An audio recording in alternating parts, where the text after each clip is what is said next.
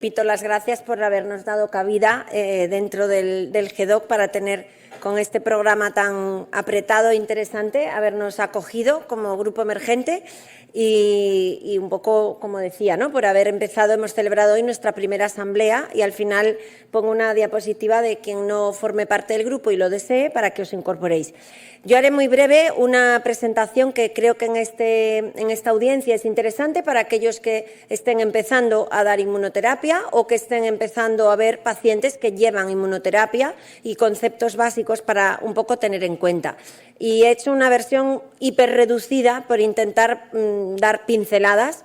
Realmente ya sabemos que la inmunoterapia es verdad, es la gran revolución, es segura, es bien tolerada, pero siempre decimos así un poco en general, es conducir sin frenos. Y conducir sin frenos, pues podemos tener diferente destreza en la conducción, podemos ser más temerarios, podemos tener un mejor coche o podemos utilizar incluso en el futuro pues estos autopilotos o la inteligencia artificial que sea la que de verdad nos permita ir seguros sin frenos. Pero por ahora yo voy a lo que es la vida real, como se hablaba antes, ¿no? Que decía la doctora Unamuno, en el día a día, ¿qué podemos utilizar de biopredictores en toxicidad y en eficacia? Pues hay que utilizar lo que conocemos de toda esta terapia. ¿Qué tenemos que tener en cuenta antes de empezar? Pues las preguntas que hoy ya han salido. Es que es un paciente muy mayor, es un paciente con marcapasos, es un paciente con Parkinson, es un paciente que tiene una hepatopatía crónica. ¿Puedo plantear inmunoterapia si el riesgo-beneficio está considerado? Sí puedo dar inmunoterapia. Es una terapia que es segura y realmente contra indicaciones absolutas, podríamos decir, la gestación, el deseo gestacional es un tema importante a comentar con los pacientes porque se debe retrasar hasta 5 meses finalizada la terapia para ver embarazo. Es verdad que la lactancia por contra y el tema del trasplante, que ya se comentó también en estos días, el alto riesgo de rechazo de un órgano sólido. Pero el resto, incluso las enfermedades autoinmunes activas que estén con tratamiento y que estén bien controladas, ante un paciente que de verdad lo necesite, se puede plantear. Se asumen unos riesgos, se asume rebrote, se asume que igual tienes que aumentar la inmunomodulación y no tienes tanta respuesta, pero no hay contraindicaciones absolutas más allá de lo que he comentado.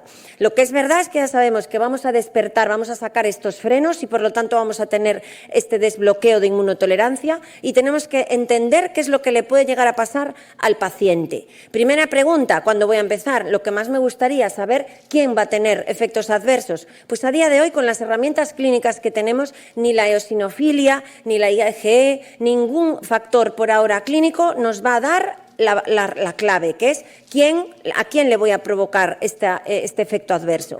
¿Y qué es lo que implican? Pues bueno, no está mal. Hay un 20% de pacientes que tienen que abandonar la terapia de manera definitiva por culpa de efectos adversos intolerables o graves. Algo a tener en cuenta. Y además existe la gran pregunta, bueno, a lo mejor no tengo un efecto adverso, pero qué bien porque estoy respondiendo.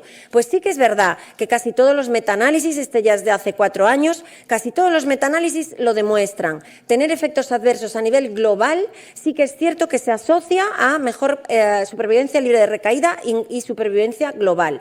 Pero no podemos olvidar, existe una mortalidad directa por culpa de los efectos adversos y es baja, es rara, pero existe y por lo tanto también se tiene que tener en cuenta. Y en este análisis retrospectivo de todo lo que es farmacovigilancia a nivel Estados Unidos hay que fijarse también que las gran temidas son las 3 M's que se llaman ahora, el triplete miocarditis, cuadros miasteniformes y miositis, pero ojo porque las cutáneas graves, los NETs o los Stevens-Johnson también pueden tener mortalidad asociada y es algo que hay que entender, hay que saber a pesar de que es algo infrecuente.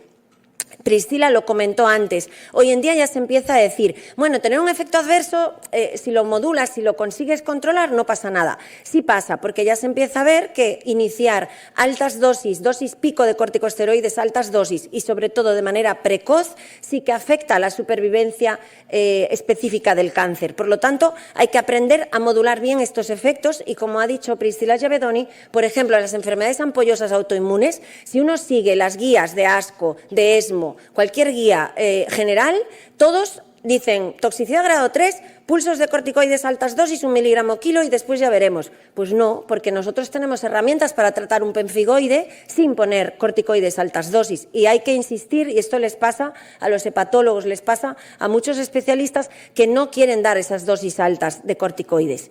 ¿Qué tendríamos que tener en cuenta antes de empezar? Pues, bueno, medicina básica, ¿no? El paciente tengo otros fármacos que me pueden perjudicar, tiene algo, factores de riesgo cardiovascular. Esto es importante, la inmuno ya se ha visto que aumenta el riesgo de aterogenicidad en pacientes que tienen mal control de factores de riesgo cardiovascular, dislipemia, hipertensión, sí que es bueno tenerlo en cuenta.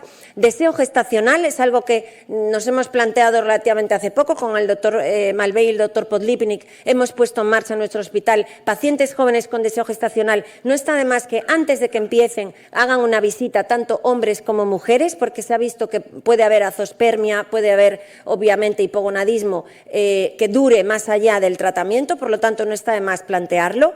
Lo básico, una analítica básica que obviamente, pues como cuando damos cualquier inmunomodulador en una psoriasis o en una atopia, pues tendremos en cuenta otros factores y la evaluación cardiológica, sobre todo para pacientes mayores. No es que sea obligatorio, pero los cardiólogos dicen que no está de más que sepamos con qué corazón partimos por si vemos que empieza a haber un aumento de otros riesgos. Tener un electrocardiograma basal para comparar y tener un ecocardio en aquellos pacientes que realmente puedes tener la sospecha de que haya una cardiopatía hipertensiva, una cardiopatía de base. Además, ¿qué hacemos antes de empezar? Informar muy bien al paciente. Yo esto sí que animo a que se usen infografías para explicarle al paciente. Y muy importante en rojo, tener circuitos de contacto. No hace falta tener un médico de guardia para estos pacientes, pero hace falta que sepan dónde contactar, cómo contactar y a quién explicarle lo que les está pasando. Y durante la inmuno, pues hay que entender cuándo se producen estos efectos adversos. La mayoría se producen en los primeros 3-4 meses. La mayoría los vamos a ver en los primeros 3-4 ciclos. Pero hay que saber un poquito más. Es verdad que los tardíos y muchas veces los graves, por poder, pueden aparecer en cualquier momento, incluso con el fármaco suspendido. Y esto también es importante cuando a veces vemos un paciente que ya está en otra línea de tratamiento, pero hay que recordar, usted ha recibido inmunoterapia, ¿cuándo lo ha parado? Porque puede haber un despertar del sistema inmune que perdurará. ¿Cómo son los efectos adversos? Pues yo creo que todos ya hemos visto muchas veces las curvas, pero hay que recordar, la piel, tanto con anti-CTLA4, anti-LAC, anti-PD1, suele ser lo primero, suele ser lo más precoz, igual que el colon, las colitis, las diarreas suelen ser precoces, las transaminitis suelen ser precoces. En cambio, las alteraciones endocrinológicas muchas veces son más insidiosas. Las más preocupantes, la triple M, que ahora lo comentaré, suelen empezar desde el inicio, son efectos adversos muy graves, muy raros, que normalmente son desde el principio. En dermatológicos no me voy a parar porque podríamos hacer una sesión entera, pero ya sabemos que lo más frecuente es lo que vemos más frecuente en la clínica. Erupciones tipo liquen plano, exantemas maculopapulares, vitíligos, psoriasis. Ya hay trabajos de la Task Force que explican un poco en qué porcentaje podemos ver efectos graves, que es más o menos pues 1 de cada 8, 1 de cada 9 pacientes tienen efectos adversos más graves. En melanoma precisamente vemos más vitíligo, como todos saben, y más exantemas y combinaciones de efectos adversos. Y a veces tenemos efectos adversos súper espectaculares, pero esto es una psoriasis que con acitretino pudimos controlar perfectamente y con terapia tópica sin necesidad de corticosteroides. Sí que es cierto que puede haber NETs. Esta es una NET que tuvimos en un primer ciclo de IPI-NIVO en un paciente de carcinoma renal metastásico. Puede pasar y hay que estar alerta ante los signos que los dermatólogos sabemos identificar. Y toda la dermatología inmunomediada se puede ver en estos pacientes.